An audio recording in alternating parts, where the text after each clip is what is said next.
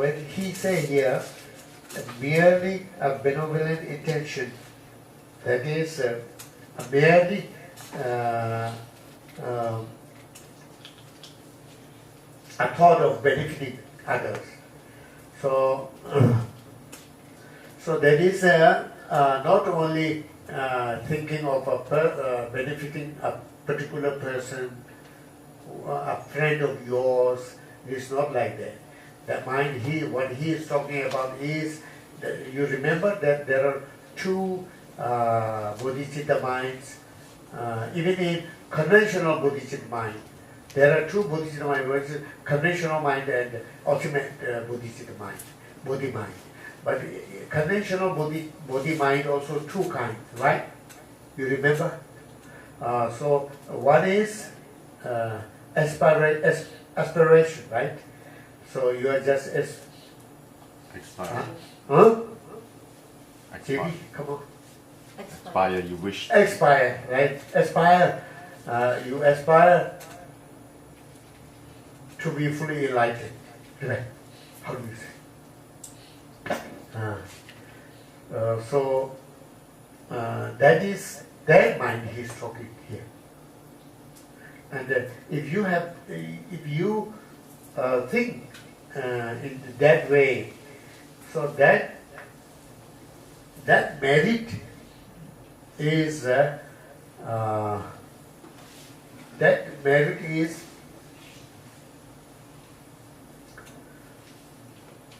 more greater than making offering to many Buddhas. You understand now? You see? So not only benefiting my friend or benefiting my relatives, no, not that kind. That is also not bad emotion, good thinking. But here when he talks is that aspiration. That aspiration is, you cannot compare with making offerings to making offerings to the many Buddhas. But this merit cannot compare with that. This merit is greater than that merit. That is also Buddha mentioned in Sutra.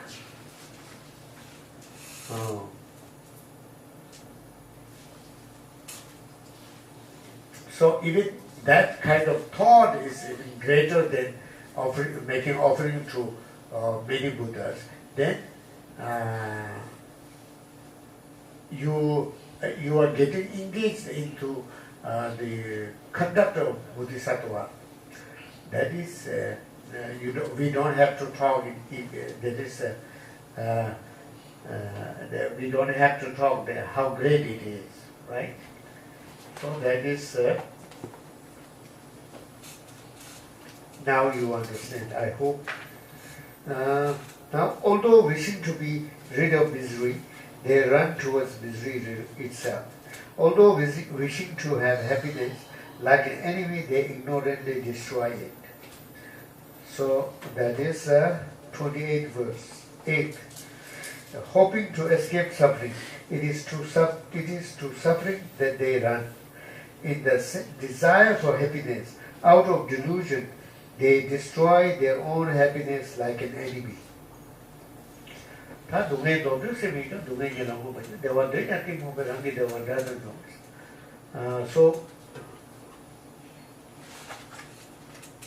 here, you know what he is talking about. You know, all sentient beings, they want to get rid of their suffering.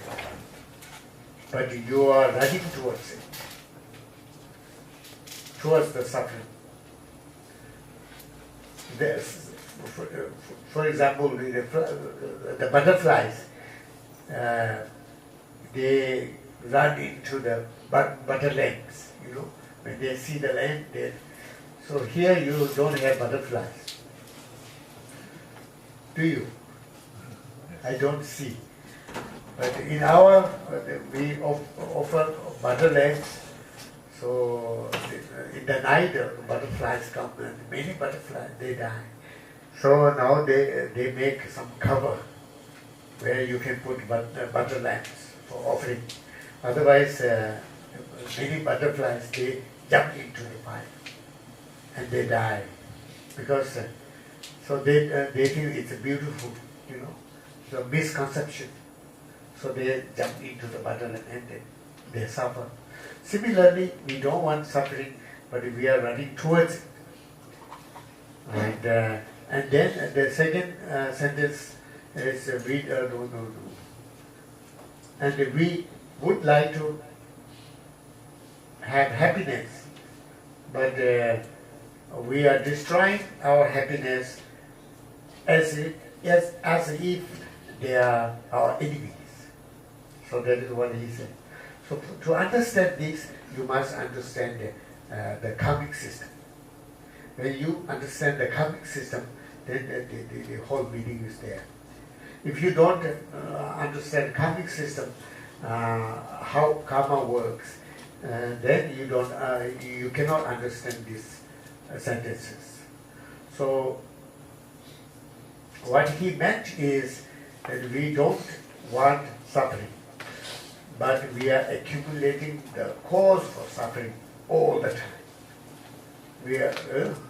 We are collecting the cause for suffering all the time. And that is true, isn't it? That's true. What are the causes for suffering? The truth of cause of suffering. What are the causes of suffering? And what Buddha said is the karma and the destructive emotions. Destructive emotions and karma. These are the two causes that causes suffering. If you have headache, stomach ache, knee pain, whatever you have, they are caused by your karma and destructive emotions. Your past karma and past destructive emotions. If your business is collapsing, that is because of that too. If you are not getting a job, that is also because of those causes. Because we have already collected the causes. So, you are. So how do you say?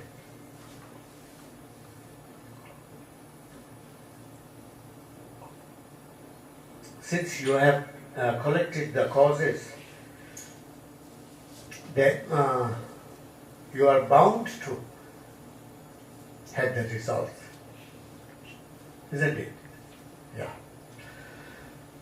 So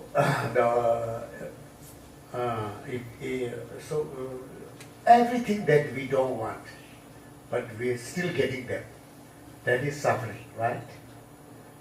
Not suffering not necessarily doesn't mean become very poor. It doesn't mean you don't have anything to eat or wear. Doesn't mean if you have some pain in your body. That suffering doesn't mean that.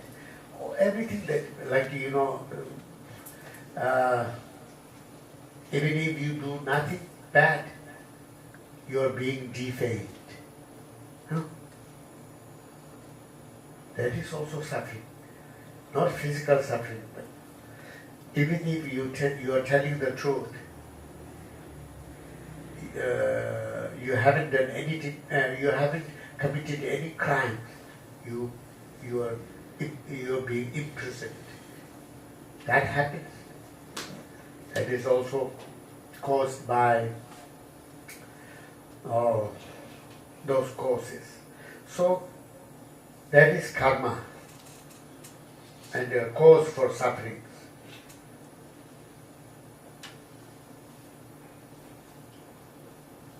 So now, how you understand this is very difficult. It's very difficult to believe in cause and effect system.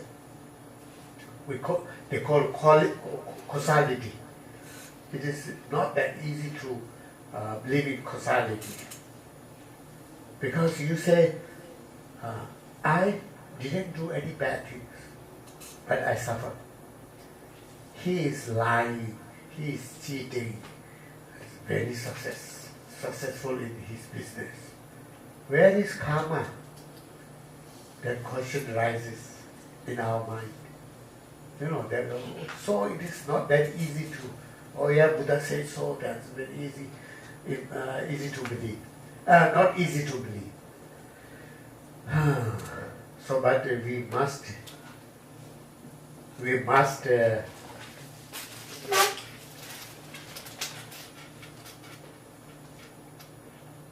get that belief in, that faith in karmic system. How to that faith, how to bring that faith in karmic system. How to bring that faith in karmic system. So that is, I think, not only through knowledge, but you have to have knowledge. You have to study about karma. So I always say the karmic system, the causality karmic system is the base of all Buddha's teaching. Buddhist philosophy is based on that that philosophy. So that's why first Buddha's teaching, when Buddha Shakyamuni got enlightened in Bodh Gaya, his first teaching is Four Noble Truths, and that is talking about causality. And this is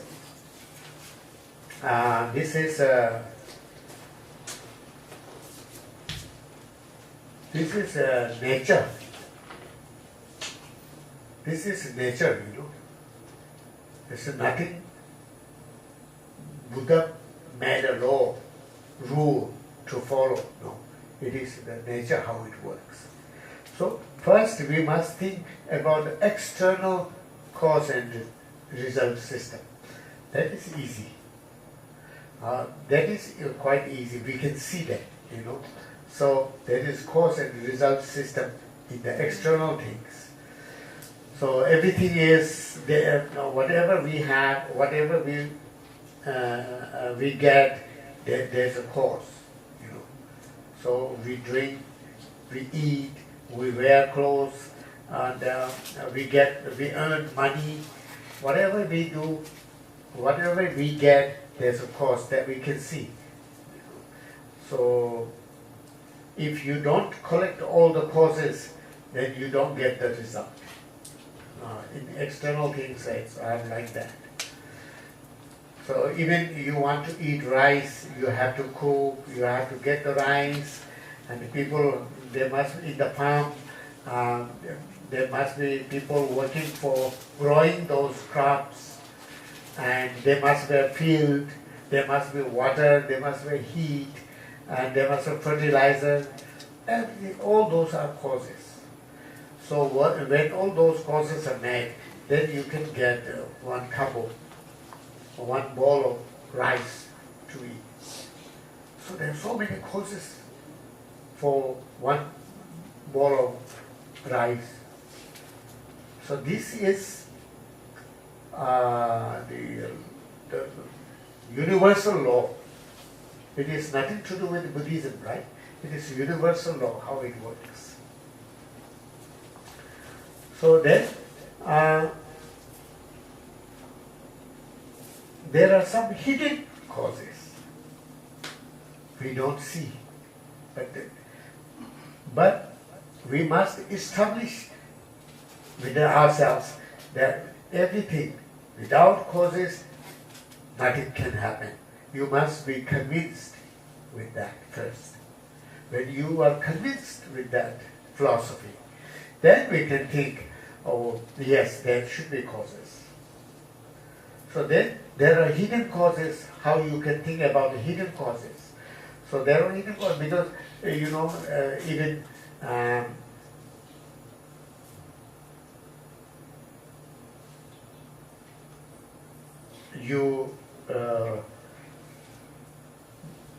one bowl of rice, but two people, they got one bowl each full of rice, and then yours bowl may be knocked down and cup get broken and rice scattered everywhere, and you have nothing to eat. The other's ball is not broken. It was not knocked down, so he can eat. So why it happened? There must be a cause. Without cause, it will not fall down. So the cause is, or you didn't know, you didn't see, so you pushed by your hand. And the question is, why you pushed your hand? And the other guy didn't push his or her hand, and didn't knock down. There must be a cause too. So when you think about this, that you have the karma cause that not to get the rice. So this is the condition that you knock down accidentally your ball from the table. That is the cause. The main cause is there are cause and conditions, right? The main cause and conditions. So to ripen the main cause, you need conditions. When there is no conditions, then the cause is still there, but it can't give you results. So when the conditions are met, then the cause will give you the result. And then there are many things like that. In business also, we have two shops together, selling same thing, open same time, but one shop is so many customers, the other shop doesn't get customers, even if they're nice person. And sometimes we see there's the other shopkeeper is not so friendly. Sometimes can be very unfriendly. Still customers, they go there somehow. That also we see. Why is it so? There must be a reason. There must be a cause. You see? There must be a cause. So then, according to Buddha's teaching, the causes are not only external causes, but there are internal causes. Internal causes are how we think, how we act, and from there you accumulate karma, and then that karma gives you different results to different people. So, in this way, you must think again and again and again, and then you can develop faith in causality. So Buddha said so. So now maybe you cannot see through your eyes, or you cannot see them, but in your thoughts you can be convinced. Buddha said so. It has to be that way because there is no any other way how to establish this system. So then now your faith in the causality or Buddha's talk will enhance. And then you can believe in causality. Otherwise it is very difficult. And if you don't believe in causality, then there is no way to practice Buddha Dhamma. Oh no, then your practice of Buddha Dhamma is just show off. There are many great, not great, but big teachers with big name, but still they do funny things. So that shows they themselves don't believe in karmic system. They themselves don't follow the Buddha's teaching. So why they don't follow the Buddha's teaching? Because they don't understand the causality. If those big people also understand the Buddha's teaching, they will not act in that way, for sure.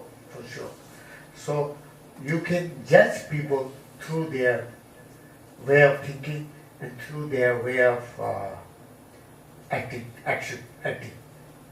So sometimes we can go wrong, but like Mapalotawa was very bad to Milaleva, So we cannot say he was a bad person, but that is exceptions are there. But normally we can judge from the conduct of a person. I mean, not for few minutes you see, or few days you cannot judge, but after some time you can judge. Therefore, the karmic system.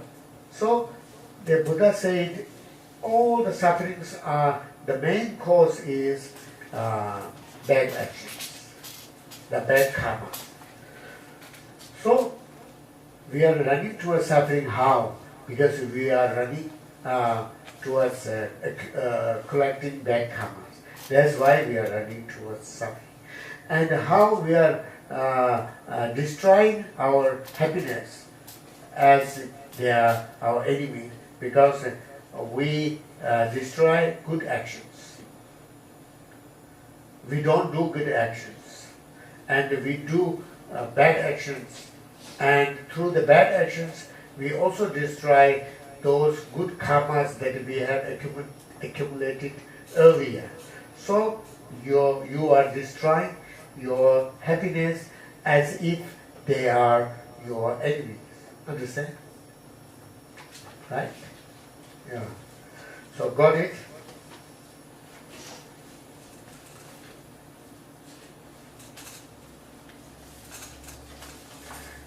Huh,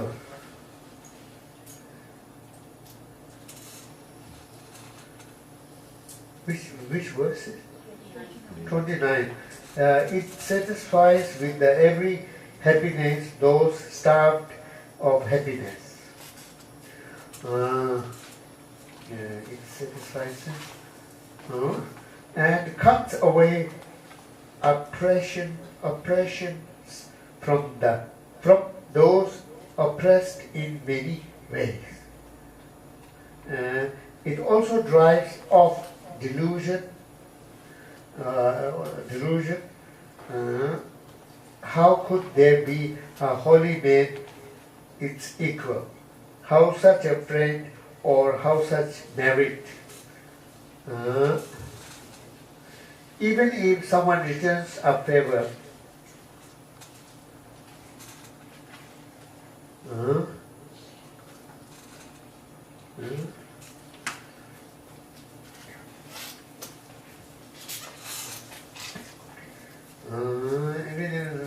he is praised.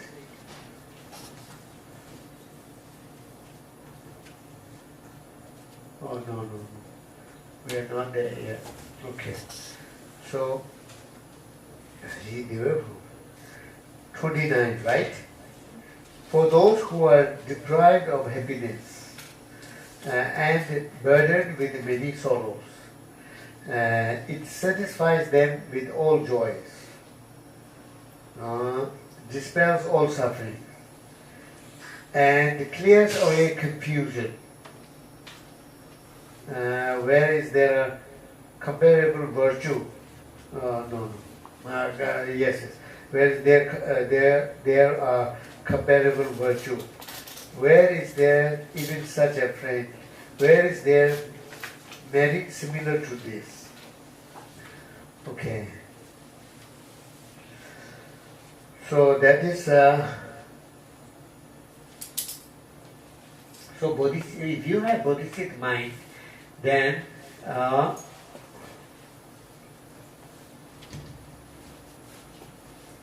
you will be able to sentient beings who are what, deprived from happiness, and who has a lot of suffering, and to them also you can make them satisfied with happiness, and you will be able to dispel the sufferings, and then also you can ultimately you can get rid of their ignorance. So the bodhisattvas, they are fully dedicated towards all sentient beings, and then they will do whatever they can to produce happiness for them and to destroy their sufferings. And the ultimate help for the sentient beings from bodhisattvas, that will be to destroy the ignorance within those beings. So when the ignorance is removed from beings, then all the sufferings are destroyed, because the root of all the suffering is ignorance, right? So therefore, there is no any virtue which can compare with the bodhicitta. That's what he says here. And then Dineshi the Khalayusta, Gashi Deve Pomoto Dume Mande, Tata Devokan, is a Tomato Jetibu, Tera Gizum Khalayus. Dineshi the Khalayus, there is no friend like Bodhisattva, and there is no merit like Bodhisattvas they make. And then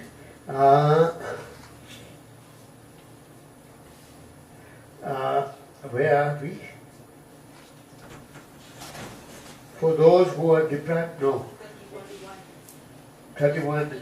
If whoever repays a kind deed is worthy of some praise, then what need to mention the Bodhisattvas who do good without it being asked for of them?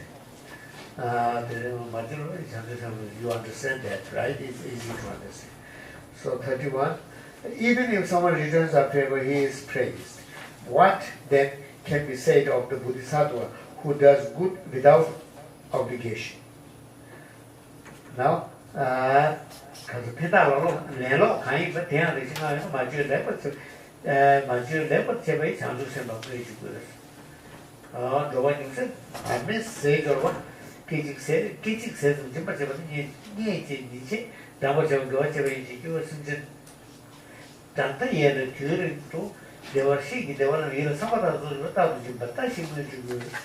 people honor someone who gives what is alms to a few people, saying he does good, because he contemptuously supports their life for half a day with a moment's gift of mere food. What then of the one who offers to a limitless number of beings throughout limitless time the fulfillment of all desires, unending until the end of the sky, and those beings, that protect those beings.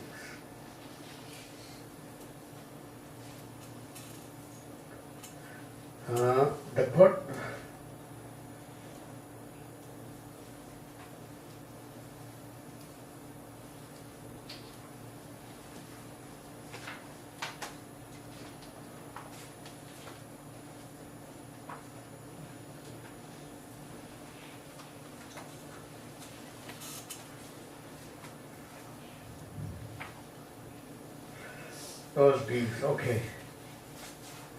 32. The world honors as virtuous one who sometimes gives a little plain food, disrespectfully to a few beings, which satisfies them for only half a day. What need be said then of one who eternally bestows the peerless bliss of the Sugatas upon limitless numbers of beings, thereby fulfilling all their hopes.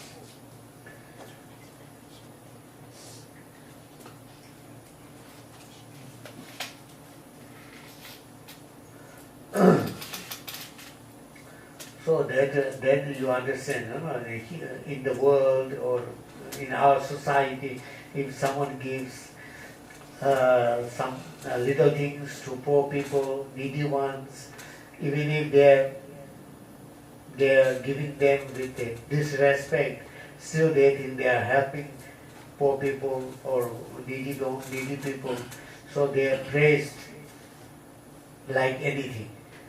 But then here, a person who is dedicated himself for the benefit of all sentient beings, and he is practicing generosity 24 hours a day, So that is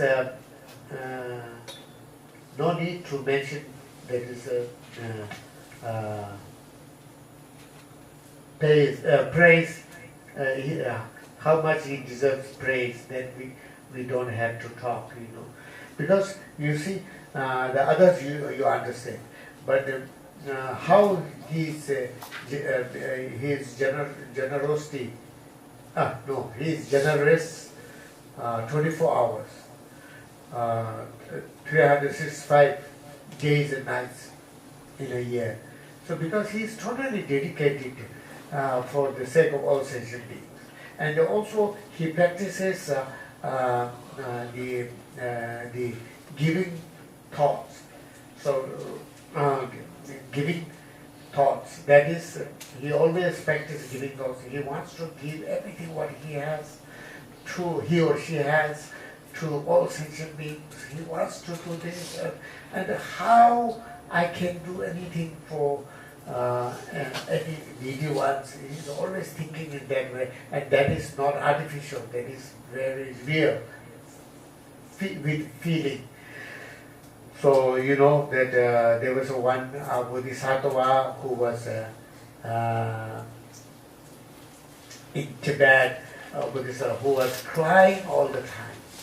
So the people thought, why he's crying all the time? Why he's suffering all the time?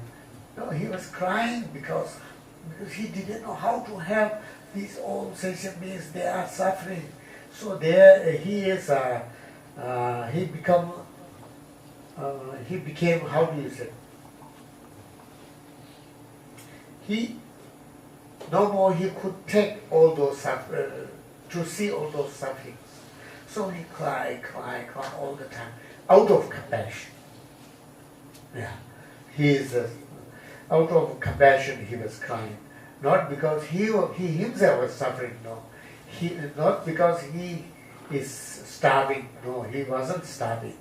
He wasn't have any physical problems, no pain, but he was crying all the time, day and night, out of compassion towards all sentient beings.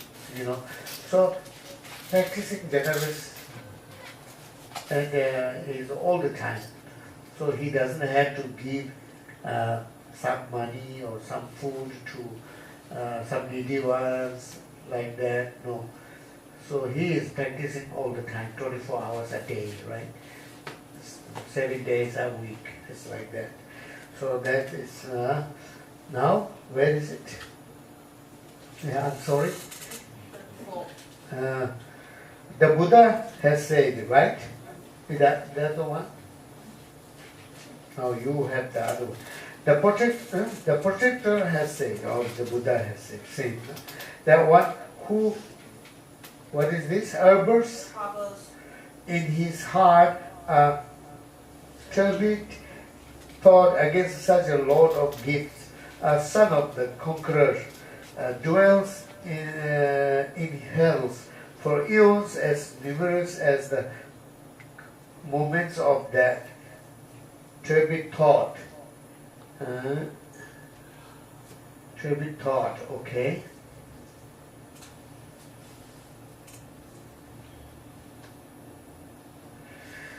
Turbid thought.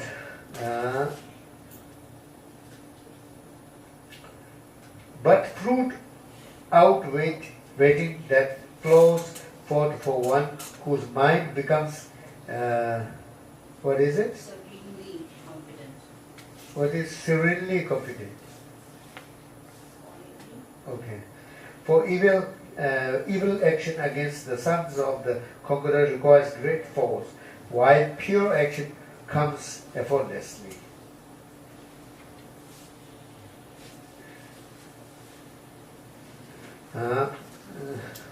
Now I read all, because there's only one verse left. I bow down to the bodies of those in whom that excellence dwells, the mind has arisen, and towards whom even harm will lead to happiness. To those minds of happiness I go for refuge.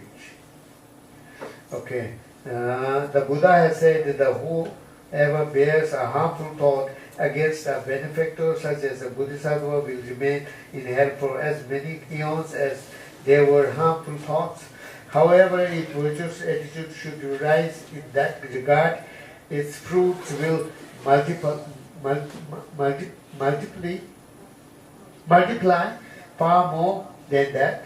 When bodhisattvas greatly suffer, they generate no negativity. Instead, their virtues naturally increase. I bow down to the body of those in whom the sacred, gracious mind is born. I seek refuge in that source of joy who brings happiness even to those who bring harm. Okay, so that is it. जैसे जिदा वाला कहते हैं जैसे के बेटा इसके में never choose to be fool और देने उन्हें देखा सी ये लोग तांग देना थे थे वाला पर जैसे हम तोगे से मिल जुबा मिल जुगा जो मैं की है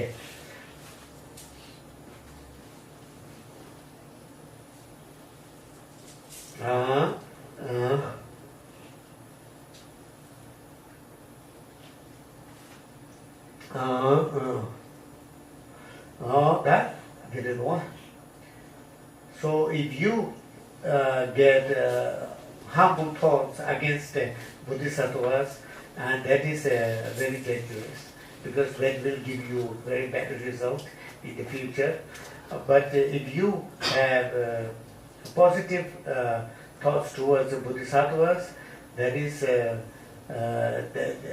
result of that positive thought will be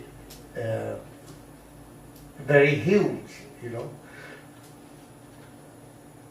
So to bodhisattvas, if you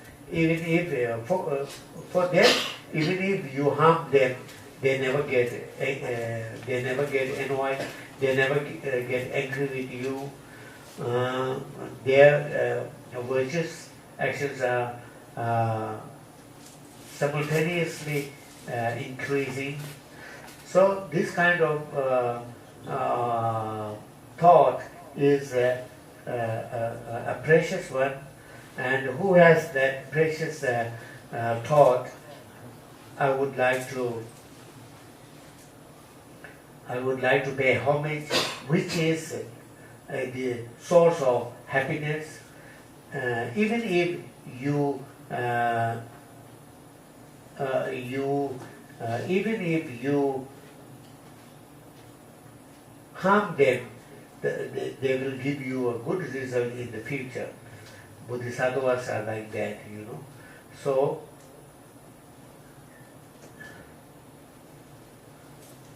so that is you know. So even if you sometimes, you know, you might have heard about the story of Buddha Shakyamuni giving his body to the mother tiger whose cubs were dying, dying, and then he gave his blood and his flesh to the mother tiger so that cubs will survive, and the mother also survived because mother was dying. Mother was so weak and mother was not being able to feed her cubs, so he offered his body. So the tiger mother ate him eventually, of course. But even though the tiger mother made a relationship with that bodhisattva, so that bodhisattva when become Buddha, that is Buddha Shakyamuni. So the first disciples in Varanasi, when he gave the first sermon, first teaching of Four Noble Truths. So there were 5 disciples. So they are the tiger mother and her 4 cubs. So they got liberated at that moment in Varanasi. So that's why he said, even if you harm them, you get a beneficial result. So it doesn't mean that you should harm them. But if you make a relationship, that will give you a good result. After, of course, it takes a long time. it might have taken eons, but the relationship is anyway already there. So 장주선 배줘발 주발레 장주선 기편에 시에바시자원의 요다모, that is praising of Bodhicitta mind and Kasatibila. This is the first chapter, and here it says the first chapter is finished. So it's 4 o'clock. We are going to stop here. You might be getting bored. So after the audit, so first we do the dedication, okay? Okay. And if you know the prayer, you recite with me. Otherwise, you be thoughtful, mindful in the meanings that I have explained at the beginning. Okay, so about this, and then we will meditate for a second, and then we will close our